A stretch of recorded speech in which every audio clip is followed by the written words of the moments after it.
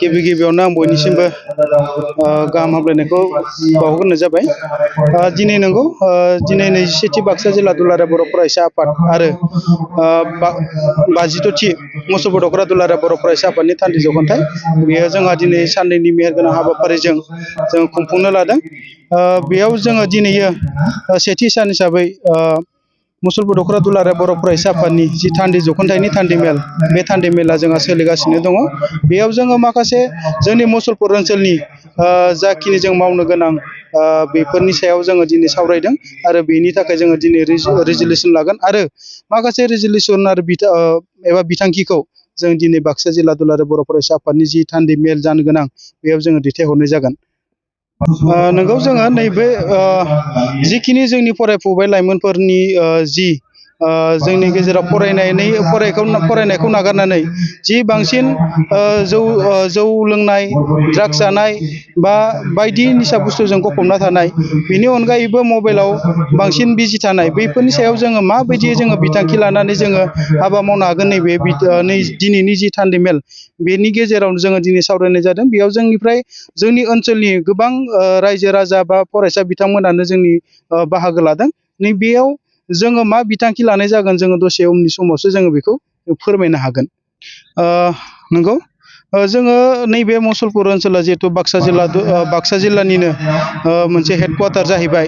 बेयाव दिनै मुसलपुरनिल' मानसि नङा, बेयाव गोबां गुबुन गुबुन जायगानिफ्राय गोबां मानसि बा सुबुंफोरा बेयाव थाफैयो आरो बेयाव फैयो। बेयाव जों माखासे मानि जोङो जोंनि जायगानियानो जाबा गुबुन ओनसोलनिफ्राय फैनाय जि गाज्रि थासारि बेफोरखौ जोङो दिनैयो बैफोर प्रब्लेमजों जों फेस जानो गोनां जाबाय थादों मुसलपुर ओनसोल हिसाबै। बैफोरखौनो लानानै जोङो माबायदि जोङो बैफोर थासारिखौ जोङो खमायनो हागोन बा जोङो बैफोर थासारिखौ जों बोरै फोजोबस्रांनो हागोन नैबेफोरखौ जोङो दिनै रायजो राजा बा जोंनि ओनसोलनि जि मेलेमजिबिफोरखौ लानानै नैबे थान्दै मेलनि गेजेरजों जोङो सावरायनाय जादों। बे थान्दै मेलाव जोंनि गामि ओनसोलनि गोबां रायजो राजाफोर आरो माखासे लाइमोन बिथांमोना दिनैनि जि थान्दै मेल बेयाव गोबां बाहागो लाफैदों। जोबोर गोजोननाय मोनदों। मानो होनोब्ला बिथांमोननि बाहागो लानायनि गेजेरजोंनो जोंनि जि दुलाराय बर' फरायसा आफादनि जि मावनो गोनां माखासे हाबाफारिफोर बैफोरो गोख्रों जायो आरो दिनैनि जे थान्दै मेलनि गेजेरजोंनो जोङो माखासे रेजुलेसनफोरखौ लानानै जोङो मुसलपुर दख'र दुलाराय बर' फरायसा आफाद हिसाबै हाबा मावलांगोन जों बेखौ फोरमायबाय। निस्सय बेफोरबायदिनो जोंनि जि हाबाफारि लानानै खामानि मावबोनाय नंगौ जोंनि दख'रानि जिखिनि रायजो राजाफोर जोंनो गोबां हेफाजाब होबोदों।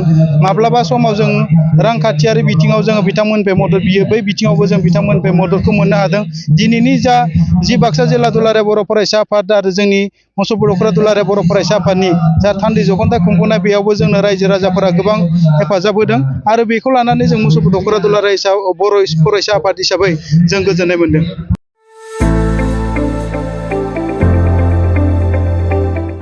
गोजोनथाव खौरां। क'क्राझार सहरनि साखाथियाव थानाय तितागुरि मानास पाब्लिक स्कुला लानानै फैदों गोजोनथाव खौरां।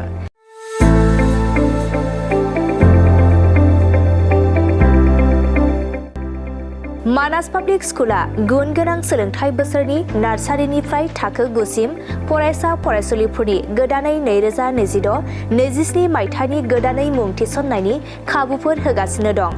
गुन गोनां सोलोंथाइ होनायजों लोगोसे तितागुरि मानास पाब्लिक स्कुलाव basic computer education, English speaking environment आरो मोजां सोलोंथाइ गोनां फोरोंगिरिफोर दं।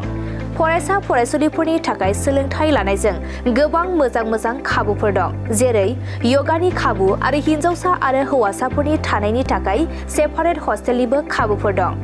नोंथाङा आबुङै मिथिबावनो थाखाय थोंजोङै नैबे 600083286000489621 आरो 9101008849 जानबुं नम्बराव खौरां लाहरनो हागोन।